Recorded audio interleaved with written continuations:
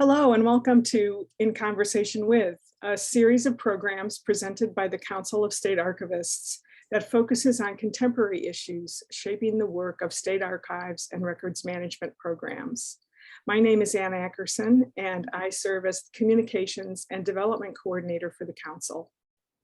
COSA is now in its third year of hosting In Conversation With, and as in previous years, we are continuing to examine issues across three broad topic areas. The first is diversity and inclusion. The second is the workplace here and now. And the third is the future of work and the workplace. You can find all of our In Conversation With recordings at COSA's YouTube channel, and I hope you check them out. I'm joined today by Hilda Teresa Ayala-Gonzalez, Archivera General of the Archivo General de Puerto Rico. Welcome, Hilda, and thank you for being here. And I hope I didn't mess up your name too much. Thank you, Anne, for having me for this wonderful conversation. I usually just say my name so people remember. Yeah, I know it's in Spanish. It's Hilda Teresa Ayala-Gonzalez, Archivera General de Puerto Rico. Thank you. Thank you for that. You did great. Before we jump in to talk about the archives, I'd like to ask you to tell us a little bit about yourself and tell us about your career journey and what brought you to your current position. Well, that's always like a complicated question because I guess that maybe most of us get to be in the archival world actually like by accident. And something like that happened to me. I had the opportunity to work in libraries since I was 17 years old. I began working as a student when I was in high school at the university library in my hometown. It turns out that I really enjoy the work as a library assistant, and I ended up doing my whole bachelor time at the library in the Puerto Rican collection. When I was doing this work, I bumped into some of the colleagues and they explained to me that you can actually study library science and that in Puerto Rico we have a school which is the University of Puerto Rico, Recinto de Rio Piedras. And I wasn't really sure that I wanted to go to a library school right after I graduated, so I didn't apply on time. I went to work in a public library, and after a few months in the library, I realized that I really wanted to go back to school and it was too late, but they offered me the option of entering a certificate program in archival administration. And I had no idea what it was, but it sounded interesting and it was like a fast forward to get into my library degree. And I did that. I applied, I got in, and when I took my first classes, I had to do description and I had to do preservation.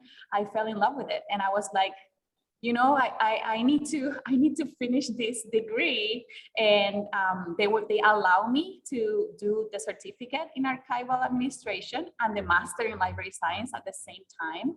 Oh, so great. I was able to graduate with both. And when I went to do my first archival work, I was really scared because I had to process a collection that was a private collection, but also had historical administrative documents from an institution. And I was like, man, I'm gonna mess this up. So I need to keep on studying. And I applied for the Master in Archival Studies at the University of British Columbia in Canada, in Vancouver. I finished my second degree in 2016, and it was an amazing opportunity. I guess that being in the information science profession really gives you a lot of opportunities to explore diverse workplaces and have diverse experiences. And that actually has happened to me throughout my career. I have been able to be a librarian in a choir school, but also organize their archival collection. I work in a culinary school as a library director. And recently, when I moved to Canada, I had the opportunity to work with the library conservator, throughout my years as a student. So I was able to learn about emergency preparedness, collection evaluation. So it's a wonderful field for people that are multidisciplinary and like to enjoy different experiences throughout their life. When I finished my degree, I came back to Puerto Rico because I really wanted to give back to my country. So I was hired as a research services librarian at the University of Puerto Rico in Mayagüez. And I had the opportunity to work with digital preservation, their digital repository. And in 2017, when we had the impact of Hurricane Maria, we actually work a lot towards the preservation of collections and trying to help different institutions in the island. And maybe my name kind of spread a little bit around of the different jobs and tasks that I had been doing throughout my career. And in 2019, I got a conversation, an invitation from the director of the Institute of Puerto Rican Culture to see if I could join their team and work with their digitization project. So that was actually my first project here in the archive. And a year after, they proposed my name to be the General Archivist of Puerto Rico, and it was approved. So here I am 2 years after, still enjoying my work. That's pretty exciting. And I should mention too that you are also the interim librarian of the National Library as well. Is that correct? Yes, I am also the director of the National Library as well. And it's an amazing job. I get to do both things that I love. Yeah, that's a balancing act, isn't it? Wow, a lot of work on both sides, I would think. Yeah, and it's like I get, when people say that you gotta find a job that you actually don't feel like you're working, and I feel like that. I know it's a lot of work that we have to put every day, but it doesn't feel like that. It feels like an opportunity to do new things, to create things, to do, like, I love to do projects. So it's like projects that I have an opportunity, and also most importantly, I can do something for Puerto Rico, from my position. Yeah. Tell me this, are the archives and the library in one space? Or are they in two separate buildings in two separate places? Yeah, so the archive and the library, they share the same building. We are in a historical building that the Institute of Puerto Rican Culture acquired in 1967, if I'm not mistaken. And the archive is basically on the first floor of the building, and the library is in one segment of the building in the second floor. So both institutions they share spaces. And I know I'm getting off the track a little bit here, but do the archives and the library collaborate a lot, or no? Well, since I am here, because I can't really talk before me, but since I've been here, everything we do is collaborate. And we not only collaborate at the library, like the library and archive, but we collaborate through the whole Instituto de Cultura Puertorriqueña, because we are like attached to the Instituto.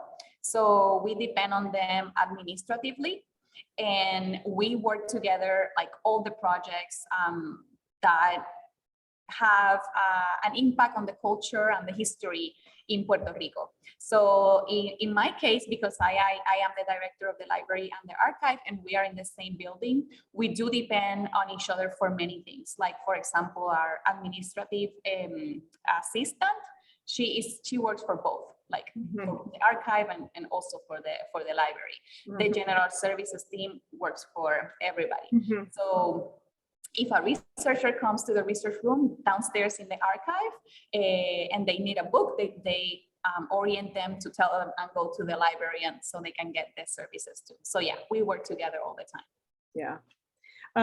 So let's talk a little bit about what you consider to be some of the biggest challenges that you've faced since becoming the Archivo General. No, that's not right. Archivera. Archivera. And You can also say it in English too, it's the general archivist. So. the general archivist. Biggest challenge is, as well as what you consider to be some of your successes as well. Well, I guess that we always like to think positively of every situation, and we have normal challenges like every institution. We don't have enough funding. Mhm. We definitely don't have enough personnel. We have a building that is antique and is protected in the National Registry of Buildings. So there's very little that I can actually do to the building. But at the same time, every necessity that we have identified, we have also tried to identify an opportunity to address it and develop a plan so we can work together to make it a more resilient place, a place that provides more services to the users, and that in the long term, we can execute our mission and make sure that the records are well preserved for the next generations to come. Mm-hmm. So over these last 2 years, we have focused a lot on identifying, for example, external funding. Like one of our biggest needs is funding. Puerto Rico has had a very difficult economical time for over almost like 20 years now, which is crazy. And this means that maybe the support of the state funding is not as much, but there are other alternatives that we have been looking to actually develop specific projects. And we have, at least, under this administration, we have 2 aims, which is to work towards the preservation of the collections and work towards improving access to the collections. Mm-hmm. So what we have worked out is to try to apply for funding, for example, from different institutions like the National Endowment for the Humanities. There are some internal funding that you compete in the government, which is the capital building expenses. Mm-hmm. So now they don't give you like money, there is a big bucket and then you propose different projects and then they approve it throughout the year. So we have taken advantage of that too. There is different organizations like the Andrew Mellon Foundation, the Council on Library and Information Resources, and there is another program that we as Iberoamerica, like part of Iberoamerica, we can apply for those type of funding too, that is called ADAI. And I can talk to you a little bit about like each of these projects because I believe they all have been very successful, and they are definitely helping us getting where we want the archive to be in the next years. So they're all small, but when we look at them together, we can see that actually there is a lot of changes happening, and most importantly are positive changes for the building and for the collections. Some of the projects that I can tell you that are more recent, because we have over 15 projects running at the same time. Wow. Yes, but it's because everything happened at the same time, and you have to go with the flow. So we work with them. So I'm just going to talk to you about the most important ones, or not important ones, the one that has made the biggest impact on the building, because the other ones they're still important, like to get the air conditioning filters clean, it is important.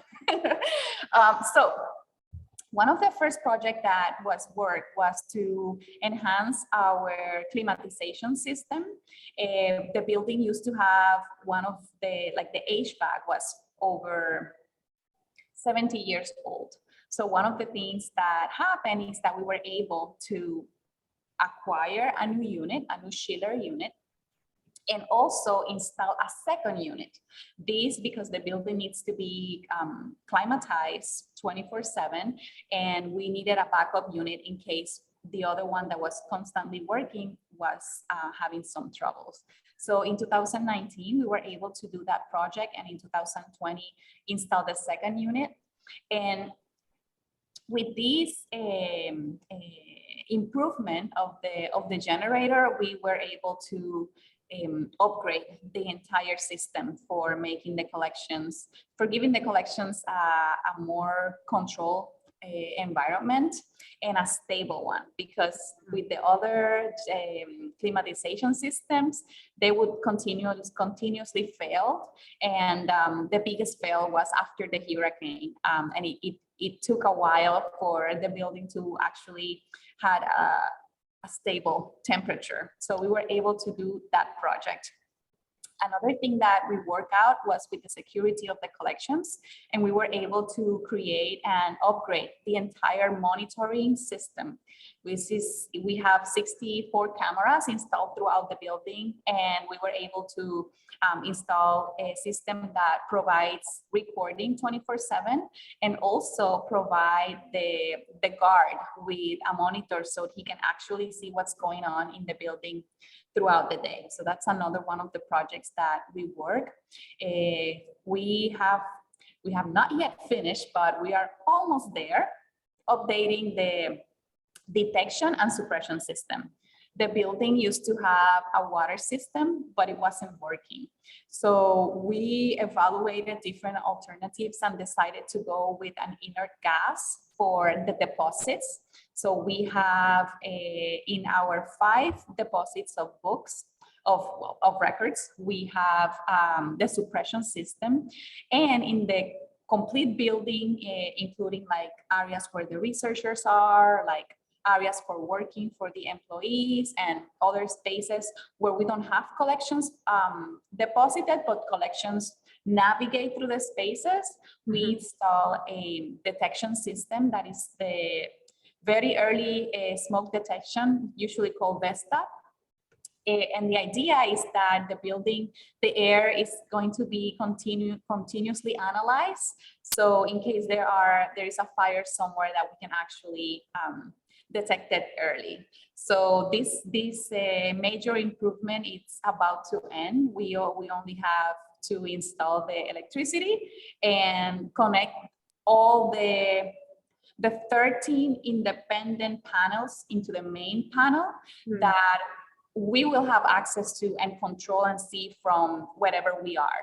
So we're actually going to be able to see the system, even if we're not inside the building. Another project that was very important was to have our generator. Of course, after the hurricane, generators become extra important. But what happened to the one in the building is that debris from another building fell on the generator. So the archive had a generator, but because of the winds and the debris from this other building that fell on the generator, it didn't have one, and then we needed to repair it. So it took a few years, but the building has a generator up and running. It has a transfer switch, so whenever we lose power from the main lane, the building, in 15 seconds it takes for the building to be turned on. And the generator is so powerful that we can function normally. Like, no, we don't have to choose what areas are going to be energized. So the whole building works, including the climatization of the building. So that was a major improvement that just happened maybe like 7 months ago, that we were able to finally have our generator.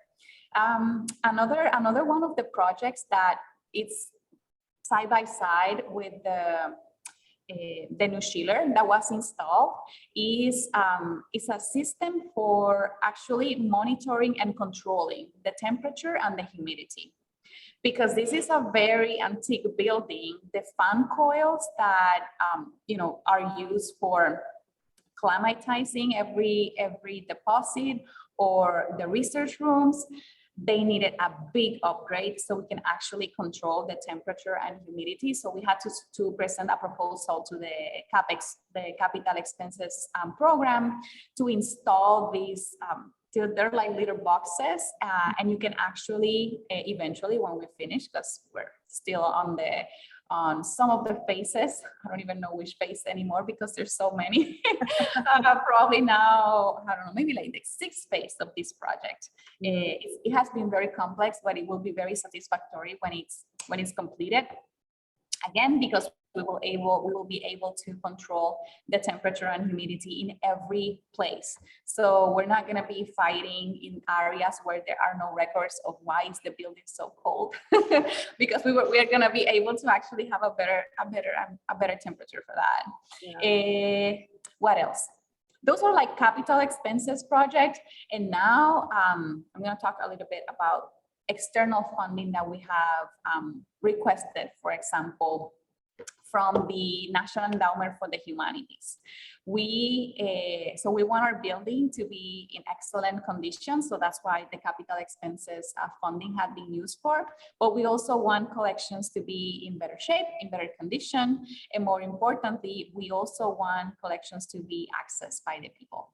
So one of the projects that has a double meaning or a double goal, I will say, is a project that was submitted to the National Endowment for the Humanities through the Sustaining Cultural Heritage Collections initiative.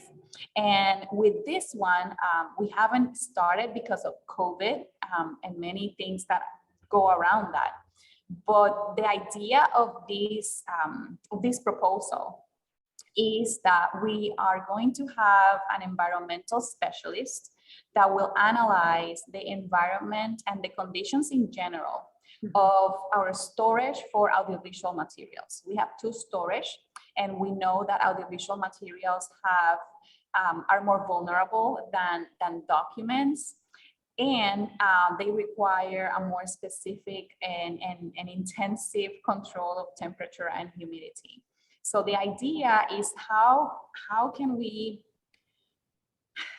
use this data about the temperature and humidity and try to identify a better range than the one that we use right now, because we are based on standards from the north, and basically in the Caribbean things are very different. So we want to use this project to identify a better and more resilient and adequate temperature and humidity, and specifically thinking about events that will impact the whole island and will leave us again maybe without electricity, or maybe so we want to do that. We want to find a way that we can also make our collections more resilient to these kind of abrupt changes in the temperature and humidity.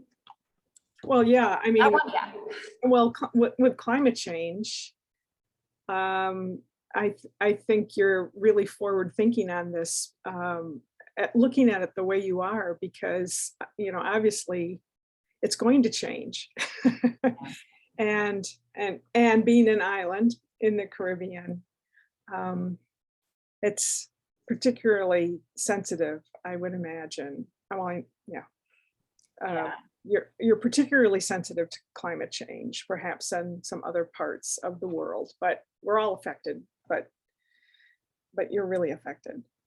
Yeah, so we are working with different specialists, because we really want this project to be a model for other institutions that have our conditions.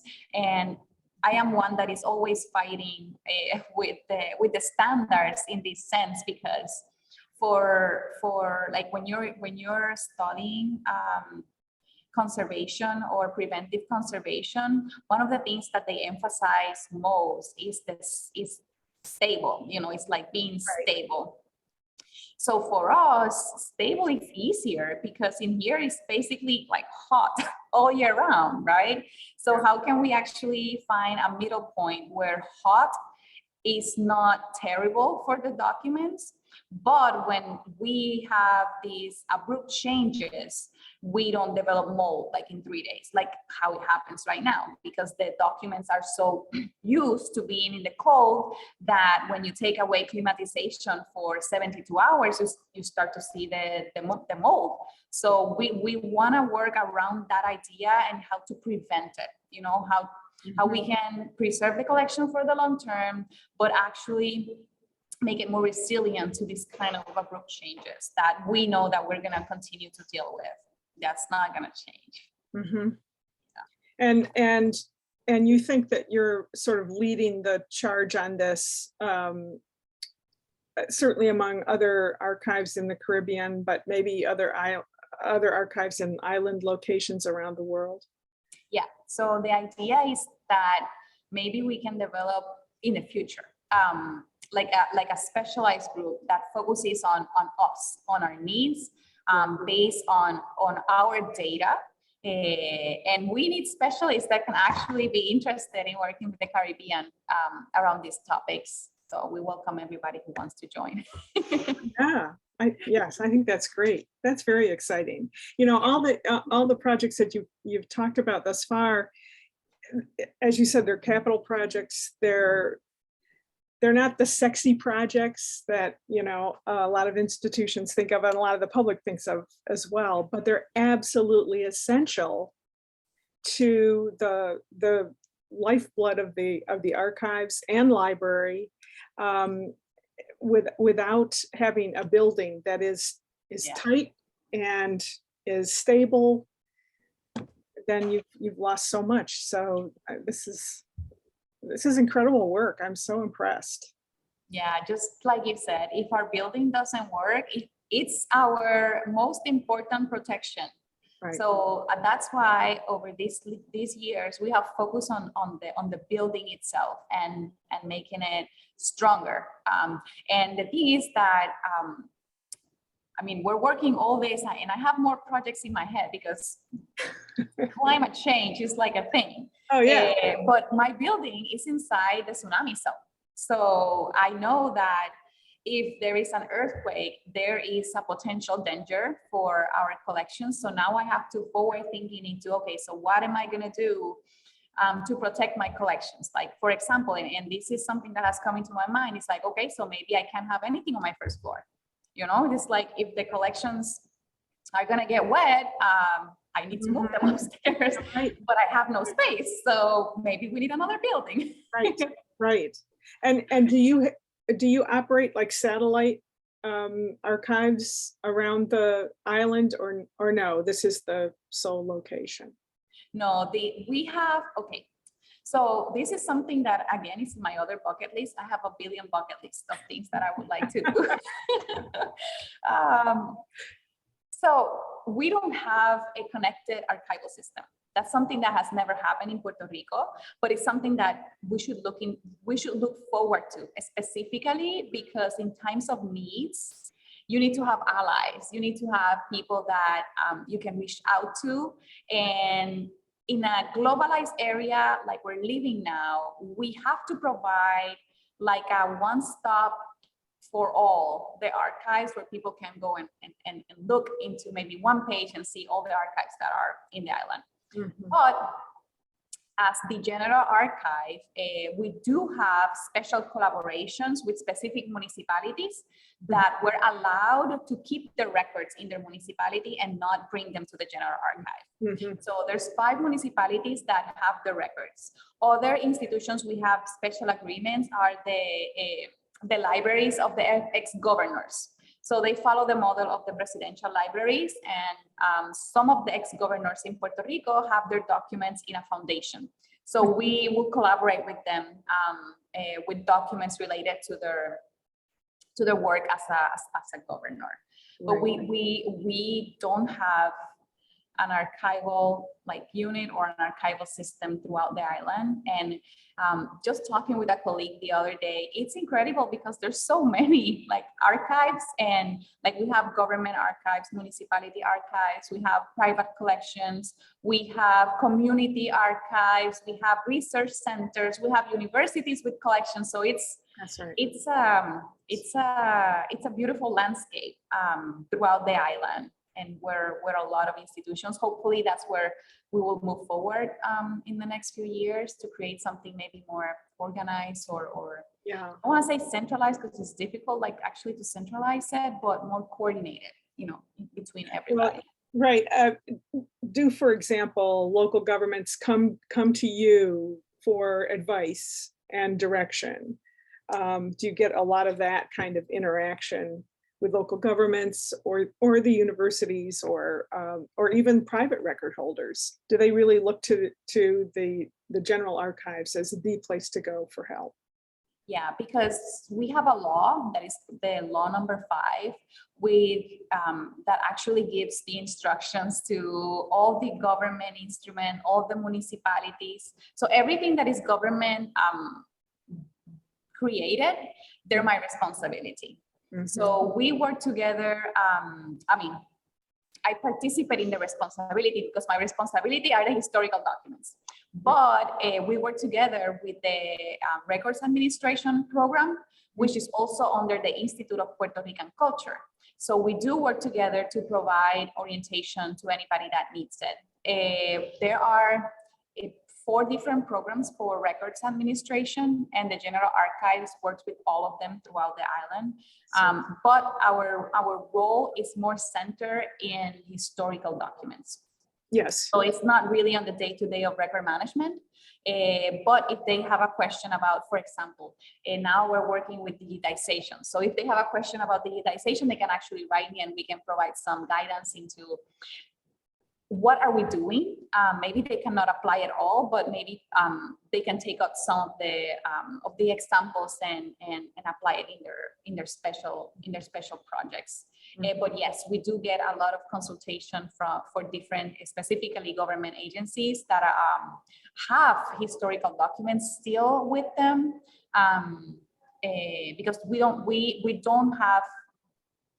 It would be amazing, but we don't have all the historical collections. There are institutions that maintain their historical documents for administrative purposes or like the day-to-day activities, even if they are from the 19th century, for example, they get to keep it. Right, right. I want to return to the funding issue for a minute. And I'm wondering, a number of state archives have friends organizations or other advisory councils, that sort of thing, who can help in terms of raising funding, but also raising awareness and being advocates for the archives, whether it's to government or to other stakeholders. And I'm wondering, if you have something along those lines, or if that's kind of on your radar screen to maybe try and put together in the future. Yeah, definitely on my radar. The archive doesn't have like the administrative structure maybe that we need to create a program like this, but we are looking into alternatives for raising awareness and increasing donations. Like, for example, one of the first approaches that we had was from the Mellon Foundation. So the Mellon Foundation learned about our work that we were doing at the archive, and they decided to support our project for 3 years. So that's one of the first like big donations that we actually received, but because they're not count as a grant or like external funding, they're count as a donation to the Instituto. In that project, the idea is that we can replicate whatever it is that we're doing through them, so others can see it as an example and maybe increase the funding that we receive in that sense. And because our staff is so small, if I want to create a Friends of the Archive or a supporting group like that, I will need to do it like myself. Yes, right. So yes. Right now, my agenda is quite full with these different projects that we're already working with. So we have 7 grants running at the same time right now. We have 3 with the National Endowment for the Humanities. We just closed one past month with the Council on Library and Information Resources, and that was a beautiful project. That one is like what you called before, like a pretty project, but it was like more than pretty. It was a very important project because we were able to digitize recordings that were captured illegally by the police during the repression time of the independence movements in Puerto Rico. So we thanks to the grant, we digitized 200, almost 300 reels. And we develop a web page so people can actually listen to a sample of these recordings. And it's very interesting also because it was illegal, right? I'm not saying that it was right. It was illegal to record these meetings or public activities without the consent of the people that were participating. But when you look at from the information perspective, there is no other way we would have gained access to this information. So it's we're hoping that it will create new spaces and new conversations around the topic and provide a more insight into what was happening in Puerto Rico. And it's also, we also would like to consider this project as a project that may continue to improve the healing process of this period that damaged the life of many people. That the people that files were created, it really impacted their personal life, their work life, and even their emotional state. So we are hoping that we can continue to create awareness and have better conversations around this topic, and thanks to that project. Yeah, that's really neat. Let's turn our attention to the workplace, the archives workplace. And one of the questions that I had for you is to kind of talk a little bit about the dynamics of your workplace. I know that you don't have a lot of people on staff, that you're really stretched in that regard. And so talk a little bit about how you, size of staff and how you work together, and what the general dynamic of your workplace is. Yeah. So I know this one was difficult. Well, start with the size of your staff. How big is your staff? So when I arrived 2 years ago, we were 18 persons in the building, counting the library and the archives. Oh boy. Yes. So 18. Yes. So one of the first things that I did when I arrived is, I'm young. So most of my staff is almost like half or a little bit more than my age, but I always felt very welcome. They like the energy, they like the idea of having someone that was actually going to be working with them. I say that I work like more horizontally. So I always talk about us like a team, we're all on the same page. We all want the same things, which is to make the archive like an extraordinary place for working, but also for researching, to put it up to date to the 21st century. So we have the same goals. And I have a very different dynamic with everybody. This may be exhausting in the long term, I don't know, but it has worked so far. So I work individually with everybody in the team. They all have their strength, they have their weaknesses, and I try to work around them. If I need to teach them something, like I sit with them and we do it together. If they have a project, I listen and I try to be as supportive as I can. And they have been extra supportive with every project that we have achieved during these past 2 years. And I know that it's a lot of work because they have to. So for example, I only have 5 archivists. So and of those 5 archivists, 3 are specialized archivists. So I have an archive, a music archive, a photography archive, and a moving images archive. So these archivists has to process collection, develop descriptions, do the services for the users, create educational activities, and also support the projects that I want to do with them. And they're always willing to accept it and do it. And I think that the reason why we have been able to be so successful with all the projects in such a short term that we have had is because the team believes in it and the team works to make the project a reality.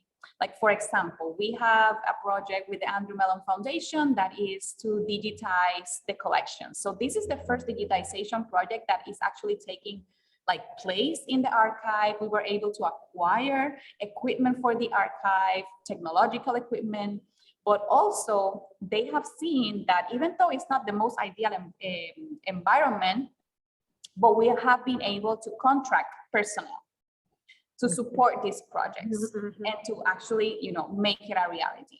So every year we always do like a gathering at the end of the year, and this June, between employees, contractors, internships, and volunteers, we were 52 in just this year. Wow. So when we were planning the launch, and I have this person that helps me, I'm like, hey, can you make the list so you make everybody, gets the invitation? And she was like, there's more than 50 people. I'm like, what? That's a lot of people. But because they're not always at the same time in the building. We have consultants, we have contractors that are in the building. We have special projects that maybe last 3 months, 4 months, 6 months. So, maybe they don't all coincide in the same space, but it's kind of impressive that we have been able to get a chance to work with all these people and make sure that the projects are moving forward. Like in the Mellon project, for example, we have 12 contractors and they support the entire digitization process. So we have conservation technicians, we have conservators, we have the people that digitize, we have control quality, we have one person in charge only of making sure that the different records that are being digitized are moved from the place that they should be to the next phases and so on, because we're working with many collections at the same time. So we need to be very conscious and considerate that nothing can get mixed up, nothing can get lost. So we even have a programmer that is helping develop the digital repository where these records are going to be. So with the Council on Library and Information Resources, we were able to hire two contractors and one consultant to do actually the digitization of the audiovisual material.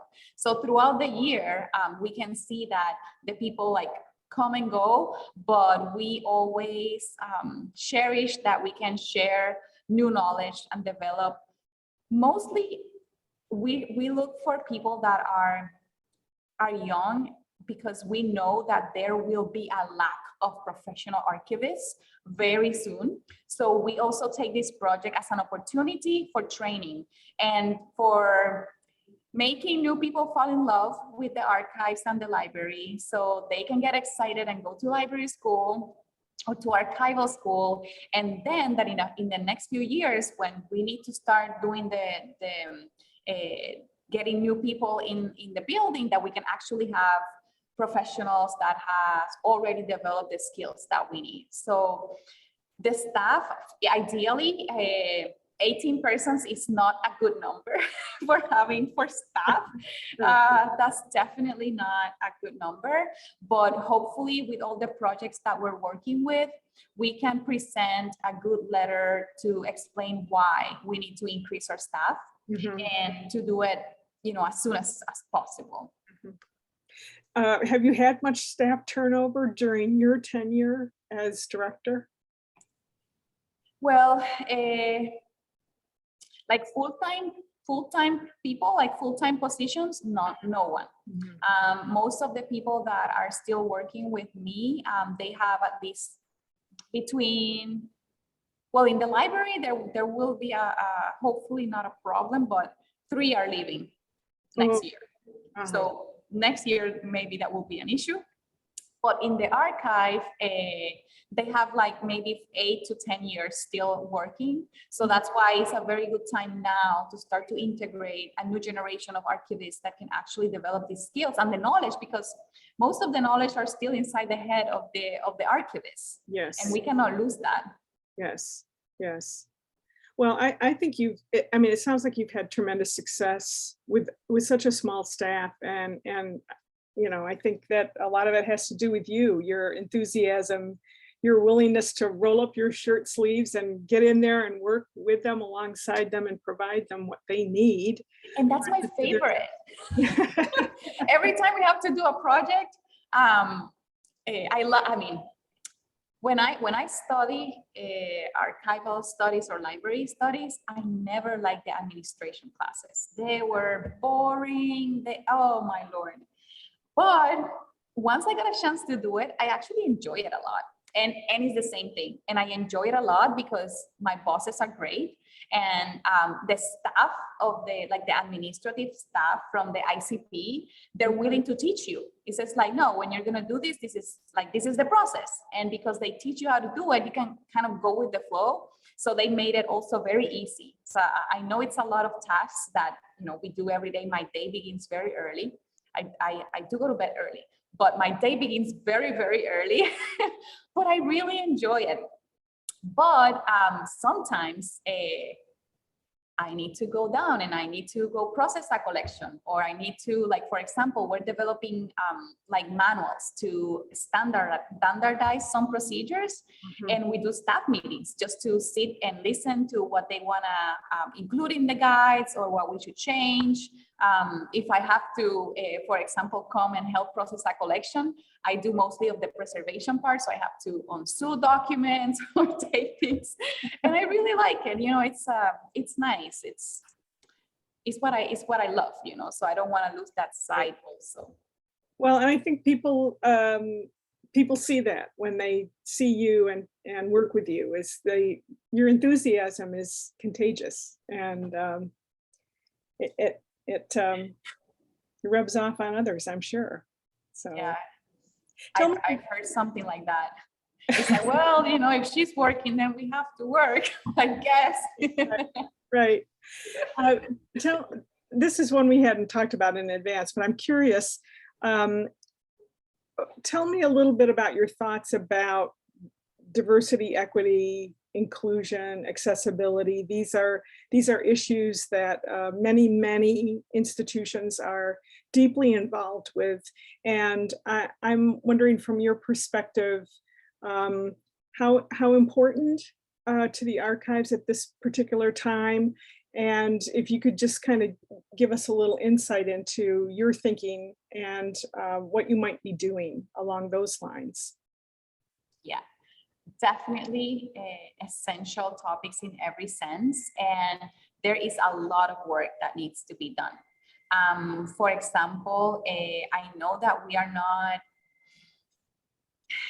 not receiving newer collections in the archive because we have an issue of space. But for example, we are working with revisiting processes, revisiting guides, just to make sure that we are presenting a more representative vision of what the documents include. For example, in the Mellon Foundation project, we have evaluated the authority roles.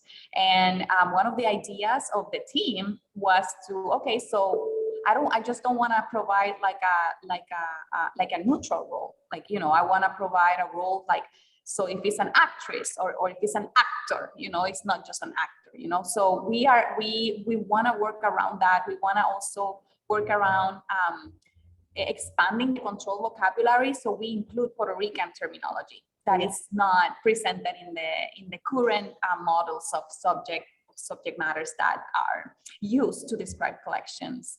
We are, for example, working with projects to expose the importance of women figure. One of the last grants that we got is to go through the I always mix those words. So for me, fondo in Spanish, I know that in English, collection is collections. Like you kind of don't divide it, but we divide it. Like, so collection is like private, and then fondo is like public. So we're working with the fondo of the governor office, and under the governor office was the office of the wife of the governor. Mm-hmm. And it's kind of hidden, and and usually the wife of the governor will do a lot of work, especially like social work. Mm-hmm. So one of the projects that we're going to be working in the next year is to try to expose more these records, like create a series out inside these records, so they can actually get visibilized, like the role of the woman that is next to the governor. And we are working projects like that around many aspects of the archive, but there is still a lot that needs to be done. For example, we're developing the digital repository, and we have to make sure that our digital repository has all the accessibility that it needs, so everybody can actually interact with our page and interact with our records. So we all have these goals in our head that we know that eventually will be more, how do you say that? Like take action into all these matters, because right now mostly are ideas and affirmations that we believe in this, we know this is the way to go, but there's still a long road to actually start implementing all this. Oh, right. Yeah, in fact, just a bit ago, I interviewed two academic librarians, one from Princeton, one from University of North Carolina, Chapel Hill. We were talking about conscious editing, reparative description, and both were saying, this takes time, and you really need to think it through as much as possible before you embark on any kind of a project that way. And you just have to realize that it doesn't happen overnight. There's a lot of pieces that ought to be put in place, and you need to really think thoroughly about them. So I totally understand that you're aware, these things need to be done. And but for example, so now that you mentioned, I forgot that one. We actually participated in a beautiful roundtable from the National Archives, NARA, related to reparative description. And we actually it's in our schedule to work with them throughout this next year, so we can help them be more, that their collections be more representative about the Puerto Rican communities, because they do have a lot of records from Puerto Rico.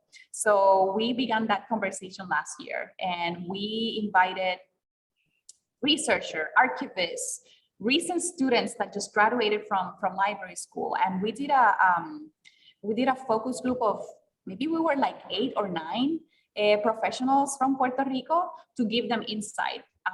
And also in that conversation also gave us a lot of light into what should we be looking into these items also in our own, like in our own archive. Right. Yeah. I'm mindful of our time, and so we have a couple more questions, but I think you've covered a fair amount of answers to them in terms of building the internal capacity of your archives and the staff. But is there anything else that you'd like to add in thinking about how you have kind of built the capacity of your staff? It sounds like you're doing an incredible job with 18 people and really bringing everyone along and as part of the team. But are there other things you'd like to share with us on that score? Well, I guess that I know it's definitely not perfect. Ideally no. Like, to be just, I need more personnel. That's like, we're doing, in Spanish we say de tripas corazones. So it's like we're doing a lot with very little, but I don't want that to be the norm. The norm would be for us to have enough personnel that can actually take care of these different tasks.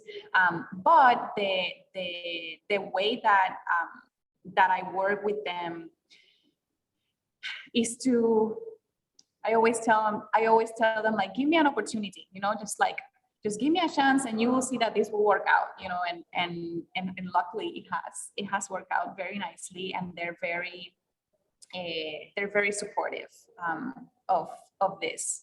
Another thing that we are working with in terms of building capacity, and I think it's the most difficult one, is the technological one. So the building, we have been working very well with CAPEX. We're waiting for funding from FEMA to finish the building that the damages from the hurricane. But the technology, I think that one is the hardest one, because the amount of funding that you need to actually have technological capacity is way out of what we can actually afford. But with support from different institutions, so the Andrew Mellon Foundation, it provided the basic infrastructure for the archive to have a server. Like we don't have it yet, because it has taken over a year and a half to actually have our server here because of COVID and how the change is so slow. But thanks to Mellon, we were able to develop the first server for our institution, and using the Mellon as our example, we were able to present a proposal to the central government and say, hey, you want us to provide more services to the users. You want us to increase the amount of documents that we're digitizing. But with 300 terabytes of data, that's not going to be enough. And we presented a proposal like on how we expect to increase for the next 5 years. And we actually won. Soon, I don't know when, we will have a 4 petabyte server. So that just happened a few months ago. But we're submitting another proposal now in terms of electronic records. Like, we have not been able to do anything related to electronic records, and we know we are in a danger zone. But we explained to them, like, to actually have the electronic and technological capacity to manage these documents, we need a better infrastructure. Like, I need to have an IT that is here working with me. I need to increase my servers. And I know that you already gave me 4 petabytes, but that's not going to be enough for an electronic record management system. So, but I think that one is the most difficult one, and especially because everybody is moving towards the cloud as a service or hosting. Mm-hmm. And for an institution that doesn't have standard funding, that's very difficult. So for us, it's more convenient to try to have it in-house, to have our server in-house and to us to manage it, because I don't know if I'm going to have over $100,000 every year to pay to a third party to actually manage my data. So we're working around that area, but I think that one has been the most difficult one. Yes. Well, and it's a moving target in a way, in that the technology is always being upgraded, mm-hmm. some aspect of it, whether it's the software or the hardware, and you have to be in sort of constant training mode too, so that people are comfortable using technology. So remember to call upon COSA for help with that. The Siri project is alive and well and standing by to help you answer some of those questions. Yeah. Anything else, any final thoughts before we say goodbye that you'd like to share with us? Well, no, but I can just say that if anybody is interested in learning more about the archive, they can Google us and they can explore our page.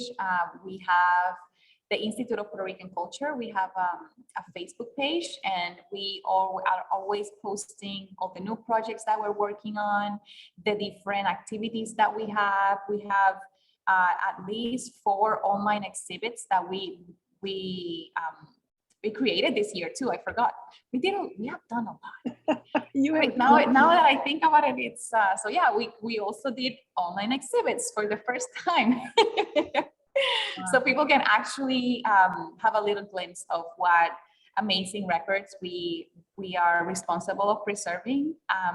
We also have different pages that we have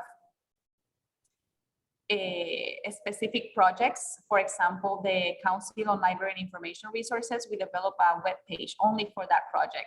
So if anybody's interested in listening to some of the recordings of the police, they can actually do that. And it lives in this page that is called Archivo Virtual ICP. I can send you the links if you want later and you want to share them. And we have, for example, movies from the DVEDCO, which is a program inside the government that developed educational films for the community. And they were filmed using the community itself as actors.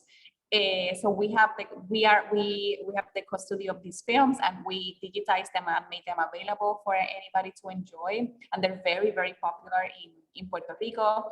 The Institute of Puerto Rican Culture also has an amazing collection of music, and it's available online, so people can actually also listen to it. Wow, that's so exciting, so rich and wonderful. And thank you for telling us about it and sharing your thoughts. I really appreciate it. And I know that your colleagues in COSA are going to watch this and appreciate it as well. So Hilda, thank you again. I'm going to now stop the recording.